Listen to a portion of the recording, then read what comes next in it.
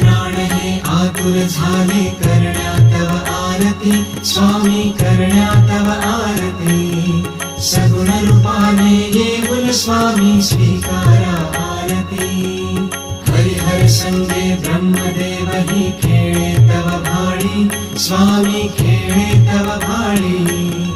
पुनः हासते प्रसन्नतेने मुखचंद्राच्यावरी